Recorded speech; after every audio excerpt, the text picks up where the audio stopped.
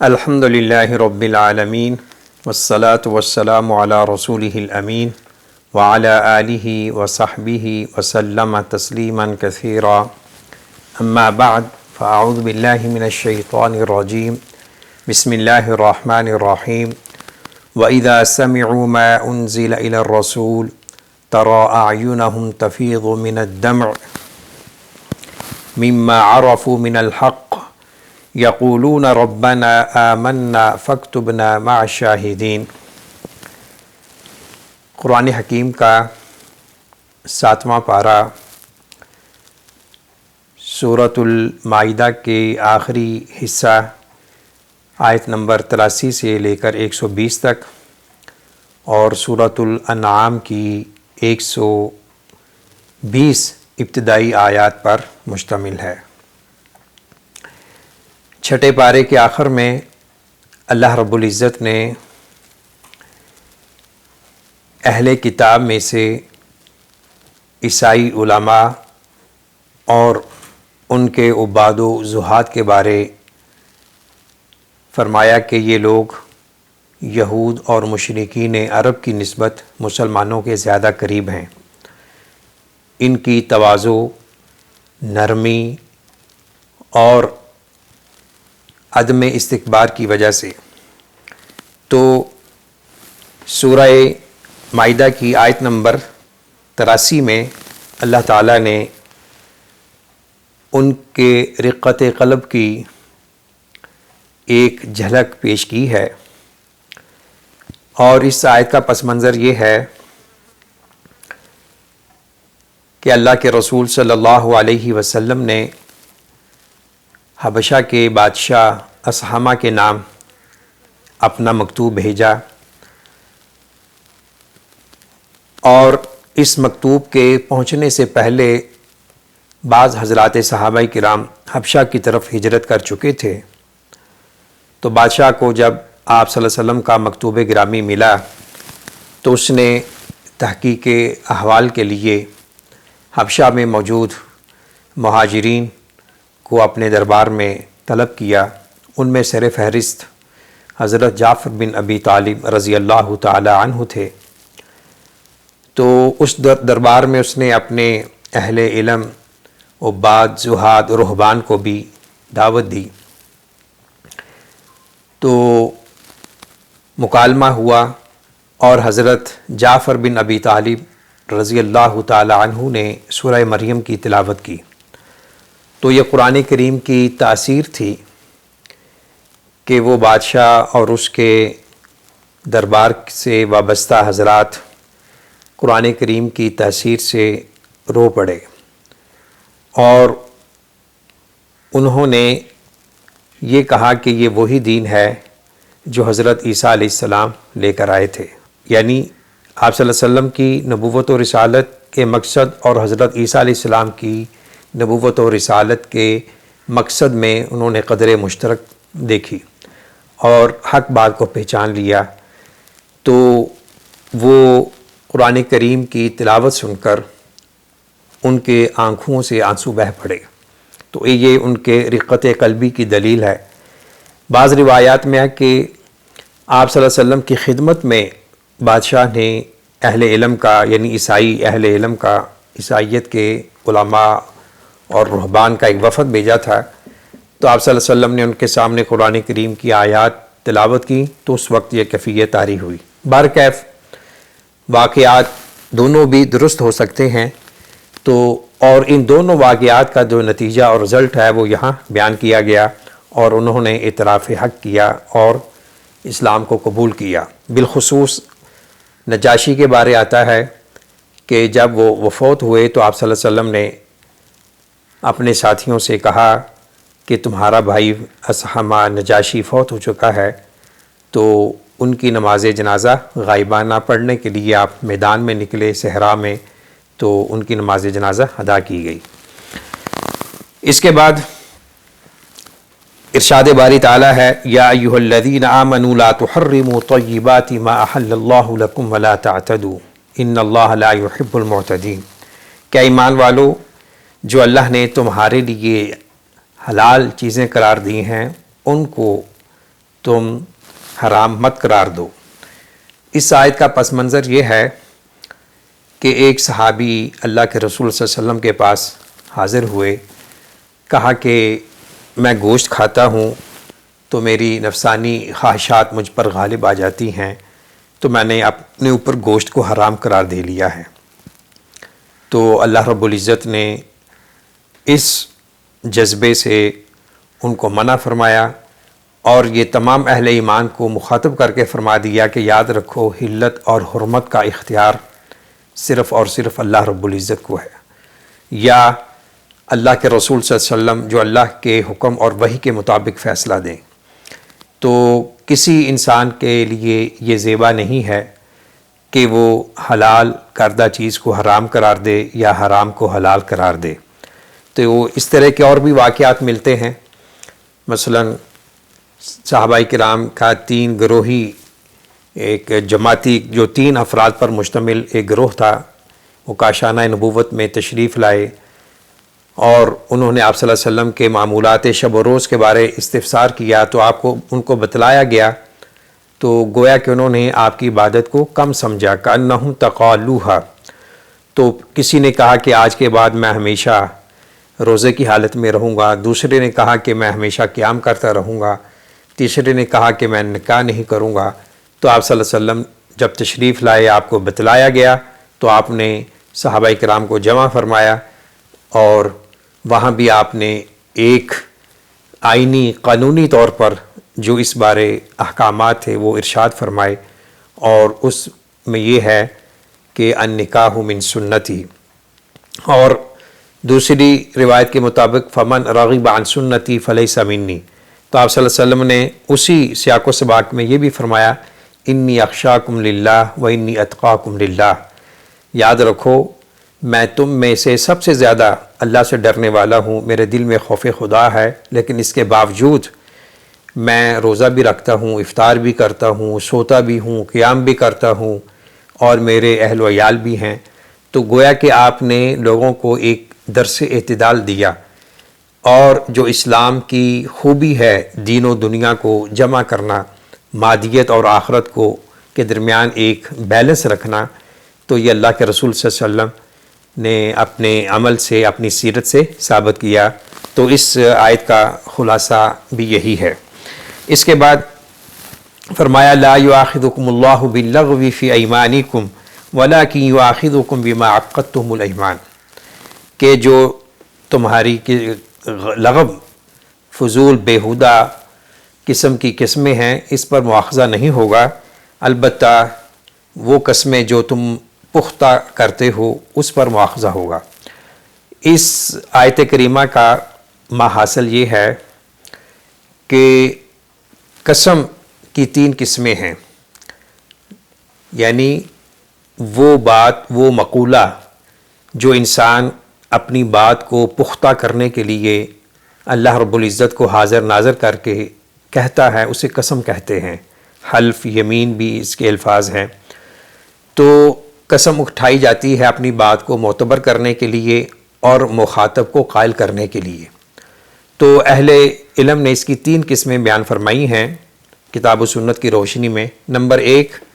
لغو، یعنی جو بغیر کسی ارادے اور نیت کے انسان عادتاً اور تقیہ کلام کے طور پہ کھا لیتا ہے واللہ باللہ، اور اس قسم کی کوئی حقیقت نہیں ہوتی، تو اس پر کوئی کفارہ نہیں ہے۔ تو البتہ قسم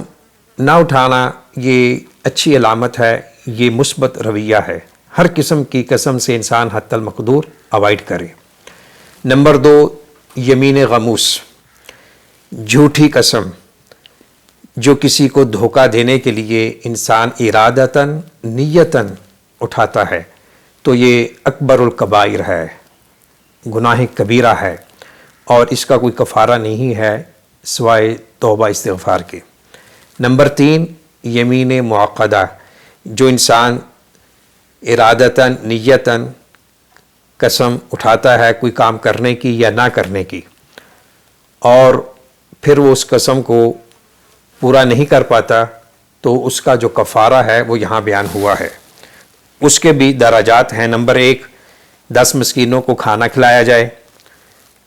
یا ان کو یعنی 10 قسم مساکین کو لباس دیا جائے،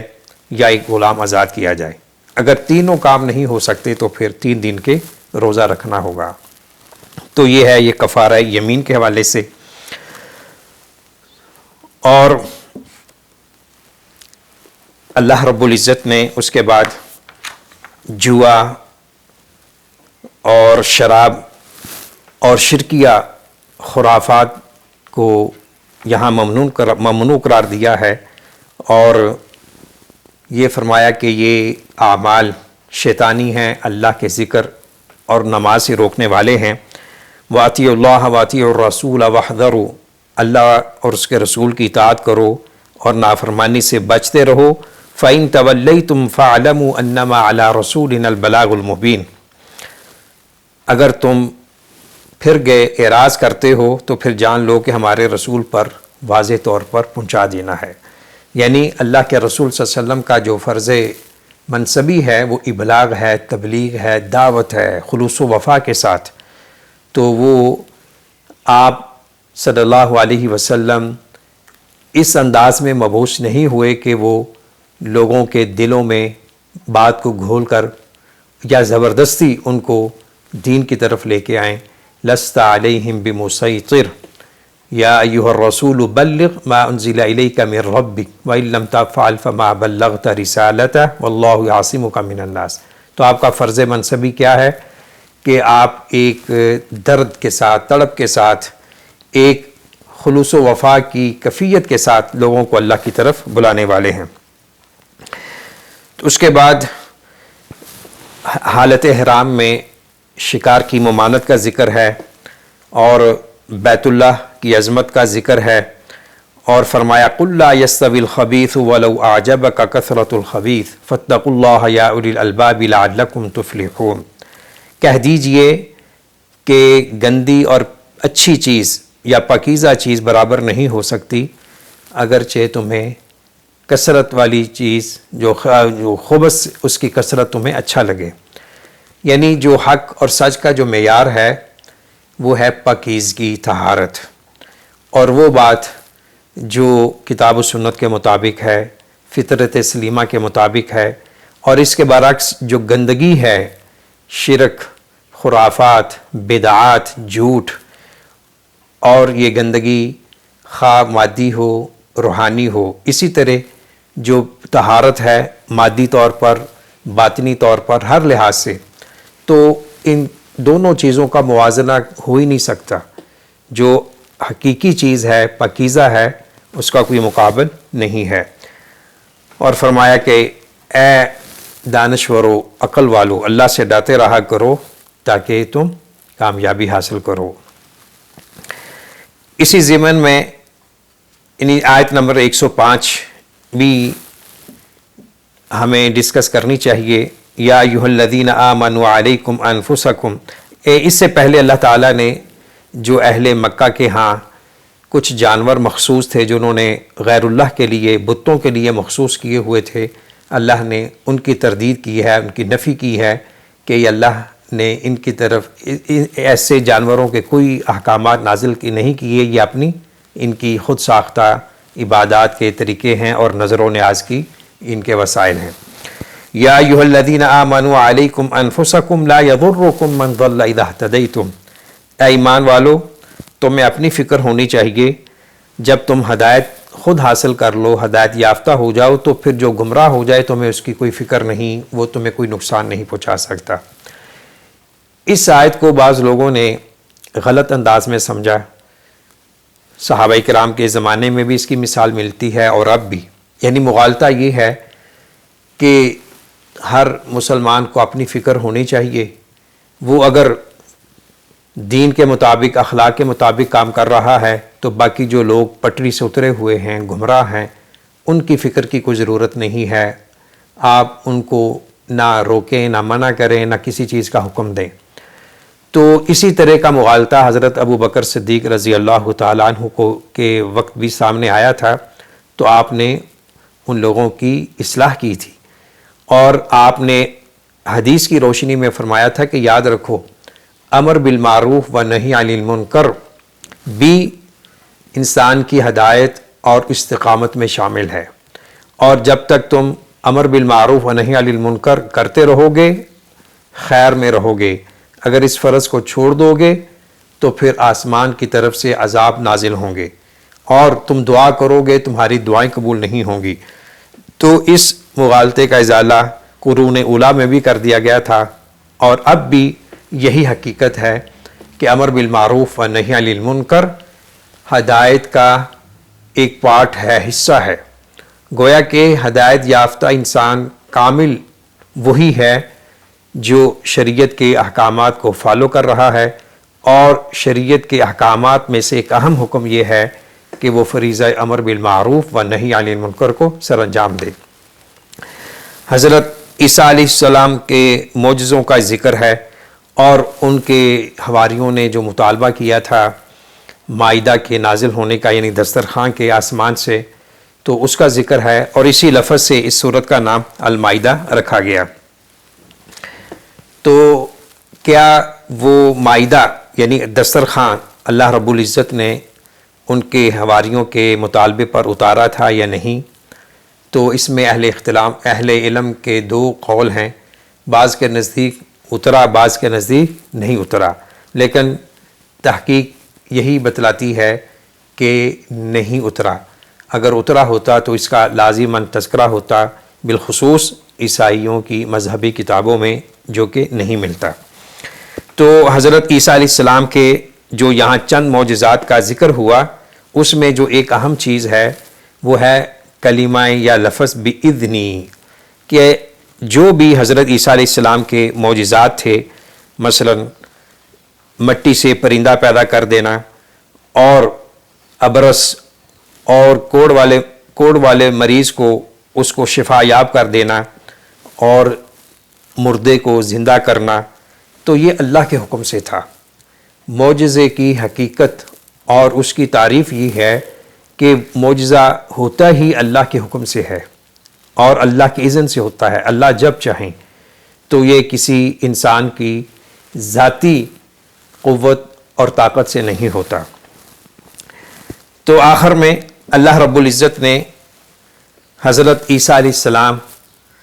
کے حوالے سے ایک اس مکالمے کا ذکر کیا ہے جو قیامت کے دن ہوگا۔ اللہ تعالیٰ پوچھیں گے عیسیٰ ابن مریم کو، کیا تو نے لوگوں کو کہا تھا کہ مجھے اور میری والدہ کو معبود بناؤ؟ قال سبحانک ما یکون لی ان اقول ما لیس لی بحق ان کنت قلته فقد علمته تعلم ما فی نفسی ولا اعلم ما فی نفسک انک انت علام الغیوب۔ یہ مقام ہم سب کی توجہ چاہتا ہے، اور اس میں حضرت عیسیٰ علیہ السلام اعلان برات کریں گے، کہیں گے کہ اللہ آپ تو علام الغیوب ہے، جانتے ہیں، یہ کیسے ہو سکتا ہے کہ میں ان کو شرک کی طرف دعوت دوں؟ تو من دون اللہ، تو اس میں اہل علم نے یہ استدلال بھی پیش کیا ہے کہ غیر اللہ جو معبودان باطلہ ہیں، ان میں صرف پتھر، لکڑی اور جو اصنام ہے وہ نہیں، اس میں وہ لوگ بھی ہیں جو انسانی شکل میں اپنے آپ کو معبود کی جگہ پہ کھڑے کرتے ہیں، لوگ ان کو پکارتے ہیں۔ تو من دون اللہ یعنی اللہ کے سوا، کیونکہ اس میں حضرت عیسیٰ اور ان کی والدہ مائدہ حضرت مریم علیہ السلام کا ذکر ہے کہ عیسیٰ علیہ السلام نے کہا کہ میں نے قطعاً ان کو اپنی یا اپنی والدہ کی عبادت کی طرف نہیں بلایا، اور آخر میں فرمایا کہ ان تعذبہم فإنہم عبادک وإن تغفر لہم فإنک انت العزیز الحکیم۔ اللہ اگر آپ ان کو عذاب دیں گے، جو تیرے بندے ہیں، تیری مخلوق ہے، بڑا پیارا انداز ہے، فصیح و بلیغ ہے، اور اے اللہ اگر آپ ان کو معاف کر دیں گے تو آپ غلبے والے ہیں، حکمت والے ہیں۔ تو احادیث میں آیا کہ ایک بار اللہ کے رسول صلی اللہ علیہ وسلم نے ساری رات نفلوں میں اسی آیت کو دہرایا، بار بار آپ صبح تک یہی آیت پڑھتے رہے، ان تعذبہم فإنہم عبادک وإن تغفر لہم فإنک انت العزیز الحکیم۔ اور سورہ مائدہ کے آخر میں فرمایا ھذا قال اللہ ھذا یوم ینفع الصادقین صدقہم، کہ یہ وہ دن ہے کہ سچوں کو ان کی سچائی فائدہ دے گی، ان کے لیے جنات ہیں، اس میں ہمیشہ رہیں گے، اللہ ان سے راضی ہوا، وہ ان سے راضی ہوئے، یہ بہت بڑی کامیابی ہے۔ حضرت ابن عباس اس آیت کی تفسیر میں فرماتے ہیں ینفع الموحدین توحیدہم، کہ اہل توحید کو ان کی توحید فائدہ دے گی، یہ بہت بڑی کامیابی ہے۔ اللہ رب العزت ہمیں اس کامیابی سے ہمکنار فرمائے۔ اب آئیے سورۃ الانعام کی طرف۔ یہ سورہ مکیہ ہے، اور حضرت ابن عباس رضی اللہ تعالیٰ عنہ کے ایک قول کے مطابق یہ وہ سورہ مبارکہ ہے جو بیک وقت پوری کی پوری مکہ میں نازل ہوئی، مکہ کے آخری دور میں۔ اس کی 20 آیات ہیں، 20 رکوع ہیں، 110 آیات ہیں۔ سورہ مکیہ ہے، 165 آیات اور 20 رکوع ہیں، 110 آیات 7ویں پارے کا حصہ ہے، اور اسی طرح رکوع کے حوالے سے 13 رکوع 7ویں پارے کا حصہ ہے۔ تو ہم نے سورہ البقرہ کی تفسیر کے آغاز میں یہ بتایا تھا کہ مفسرین نے موضوعات کے حوالے سے قرآن کریم کے جو مرکزی موضوعات ہیں ان کو 4 حصوں میں تقسیم کیا ہے۔ پہلا حصہ الفاتحہ سے لے کر المائدہ کے آخر تک جو خالقیت پر شامل ہے، اور دوسرا حصہ سورہ انعام سے شروع ہو کر سورہ بنی اسرائیل کے اختتام تک، اور یہ اللہ کی ربوبیت، الوہیت اس کا مرکزی موضوع ہے۔ تو اس سورہ کریمہ میں جو اہم موضوعات بیان ہوئے ہیں ان کا انڈیکس آپ سماعت فرما لیں۔ نمبر 1، توحید کا اثبات، بالخصوص توحید الوہیت، اور شرک کا ابطال۔ نمبر 2، عقیدہ آخرت کی تبلیغ اور اس خیال کی تردید کہ زندگی جو کچھ ہے بس یہی دنیا کی زندگی ہے۔ نمبر 3، جاہلیت کے ان توہمات کی تردید جن میں لوگ مبتلا تھے۔ نمبر 4، ان بڑے بڑے اصول و اخلاق کی تلقین جن پر اسلامی معاشرہ تعمیر ہوتا ہے۔ نمبر 5، نبی اکرم صلی اللہ علیہ وسلم اور آپ کی دعوت کے خلاف لوگوں کے اعتراضات کا مسکت، مدلل اور عقلی جواب۔ نمبر 6، طویل جد و جہد کے باوجود دعوت کے نتیجہ خیز نہ ہونے پر آپ صلی اللہ علیہ وسلم اور عام مسلمانوں کے اندر اضطراب کی جو کیفیت پیدا ہو رہی تھی اس پر سکون اور اطمینان کا سامان فراہم کیا گیا ہے۔ نمبر 7، منکرین اور مخالفین کو ان کی غفلت پر نصیحت، تنبیہ اور تحدید۔ اگر مزید خلاصہ پیش کیا جائے تو ہم کہہ سکتے ہیں کہ یہ سورہ مبارکہ 3 مرکزی موضوعات پر مشتمل ہے: توحید، رسالت، قیامت، اور یہ تینوں عقائد تمام آسمانی مذاہب و ادیان میں مشترک رہے اور ہیں۔ البتہ جو پہلے آسمانی مذاہب ہیں ان میں ان تینوں عقائد میں انحراف پیدا ہو چکا ہے۔ تو اس سورہ کریمہ میں اللہ رب العزت نے خالصتاً ان عقائد کا بیان فرمایا ہے: توحید، توحید ربوبیت، توحید الوہیت، توحید اسماء و صفات، اور اسی طرح جو توحید کے منافی امور ہیں ان کا ابطال کیا ہے، اور رسالت کے صحیح مفہوم کو بیان کیا ہے کہ اللہ کے رسول صلی اللہ علیہ وسلم نبوت و رسالت کے سلسلے کی آخری کڑی ہیں، اور یہ اللہ کی مشیت اور اللہ کے حکم سے رسول بنا کر بھیجے گئے ہیں۔ ان کا کام ہے کہ آپ کو صحیح راستہ دکھانا، اور قیامت جو برحق ہے، سچ ہے، اور قیامت کے دن اللہ رب العزت تمام لوگوں کو جمع فرمائیں گے، ان کا حساب و کتاب ہوگا۔ جس نے اللہ کو مانا ہوگا، اللہ کی توحید کا اقرار کیا ہوگا، اللہ کے احکامات کو تسلیم کیا ہوگا، ان کے لیے جنت ہے، اور اس کے برعکس جنہوں نے اللہ کی نافرمانی، بغاوت، سرکشی کا راستہ اختیار کیا ہوگا ان کے لیے جہنم ہے۔ تو یہ ہے 3 مرکزی موضوعات۔ تو اب چند آیات کو ہم یہاں ڈسکس کرتے ہیں۔ سب سے پہلے آیت نمبر 1، الحمدللہ الذی خلق السماوات والارض وجعل الظلمات والنور۔ تو اس آیت کریمہ میں اللہ رب العزت نے ابتدا میں آسمان اور زمین کی تخلیق اور تاریکیوں اور روشنی کا موجود ہونا اسے بطور دلیل پیش کیا ہے کہ اللہ رب العزت وہ ہے جس نے آسمانوں کو زمینوں کو پیدا کیا اور ظلمات کو بنایا اور روشنی کو بنایا۔ تو اس آیت کریمہ میں اللہ تعالیٰ مشرکین مکہ کو بالخصوص اور بعد کے آنے والے تمام مشرکین جو اللہ کی عبادت کا انکار کرتے ہیں اور ان میں سے کچھ جو اللہ کے وجود کا انکار کرتے ہیں، اگرچہ مشرکین عرب ان کے بارے یہی معروف ہے کہ وہ توحید ربوبیت کا اقرار کرتے تھے، توحید الوہیت اور توحید عبادت کے منکر تھے۔ تو اس کے بعد اللہ نے مزید دلائل پیش کیے ہیں، یہ تمام دلائل ان کا تعلق عالم جمادات سے ہے، نباتات سے ہے، حیوانات سے ہے، آسمانی مخلوق سے ہے، زمینی مخلوق سے ہے۔ اور ایک بڑی جامع آیت ذالکم اللہ ربکم لا الہ الا ہو خالق کل شیء وہو علی کل فاعبدوہ وہو علی کل شیء وکیل، یہ آیت کریمہ بڑی جامع ہے۔ اس میں اللہ کی توحید ربوبیت کا ذکر ہے، توحید الوہیت کا ذکر ہے اور توحید اسماء و صفات کا بھی ذکر ہے۔ اسی طرح آیت نمبر 16-18 میں اللہ رب العزت نے فرمایا کہ نفع نقصان کا مالک اللہ ہے۔ اللہ جس کو نفع دینا چاہیں، فائدہ پہنچانا چاہیں، دنیا کی کوئی طاقت اسے روک نہیں سکتی، اور جسے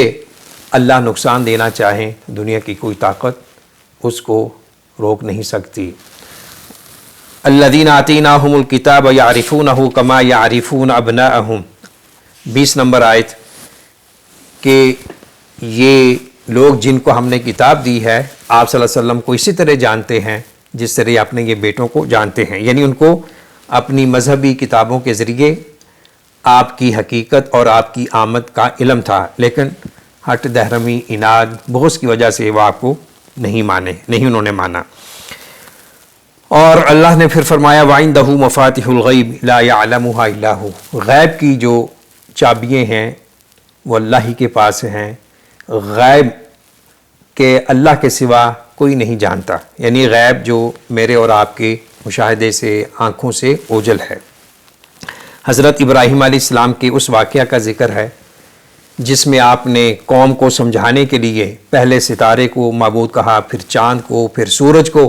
پھر کہا کہ یہ سب غروب ہونے والے ہیں، میں ان کو رب نہیں مان سکتا۔ کہا انی وجہت وجہی للذی فطر السماوات والارض حنیفا وما انا من المشرکین، اور فرمایا الذین آمنوا ولم یلبسوا ایمانہم بظلم اولئک لہم الامن وہم مہتدون، کہ جو لوگ ایمان لائے اور انہوں نے اپنے ایمانوں کو، عقائد کو ظلم زیادتی سے آلودہ نہیں کیا، ان کے لیے امن ہے اور وہی ہدایت یافتہ ہیں۔ تو بالظلم اس سے مراد یہاں شرک ہے، جیسا کہ آپ نے اس آیت کی تفسیر ان شرک لظلم عظیم کی آیت سے فرمائی تھی۔ اللہ تعالیٰ نے 18 انبیاء علیہم السلام کا ذکر کیا اور بتایا کہ وہ بھی اسی عقیدہ توحید کے پرچار کے لیے مبعوث کیے گئے، تو آپ صلی اللہ علیہ وسلم کو حکم دیا گیا کہ آپ بھی انہی کے راستے کو اختیار کریں۔ اور آخر میں فرمایا قد جاءکم بصائر من ربکم فمن ابصر فلنفسہ ومن عمی فعلیہا۔ اس سے پہلے کہ جو 2 رکوع ہیں اللہ رب العزت کی توحید ربوبیت الوہیت کے عظیم و شان دلائل ہیں، یہ بحر و بر، یہ کھیت کھلیان، پھل اور جو بھی کائنات میں اللہ نے بکھیرا ہوا ہے، آسمانی مخلوق ہے، زمینی مخلوق ہے، یہ بارش کا سلسلہ ہے اور یہ پیداواری سلسلہ ہے، یہ ساری اللہ کی ربوبیت کے دلائل ہیں۔ وَلَا تَسُبُّوا الَّذِينَ يَدْعُونَ مِن دُونِ اللَّهِ فَيَسُبُّوا اللَّهَ عَدْوًا بِغَيْرِ عِلْمٍ، یہ بڑی جامع آیت ہے۔ امام شوکانی رحمہ اللہ نے اسے سد الذرائع کے ضمن میں اصیل قرار دیا ہے، یعنی کہ آپ غیر اللہ معبودان باطلہ کو برا نہ کہیں، اگرچہ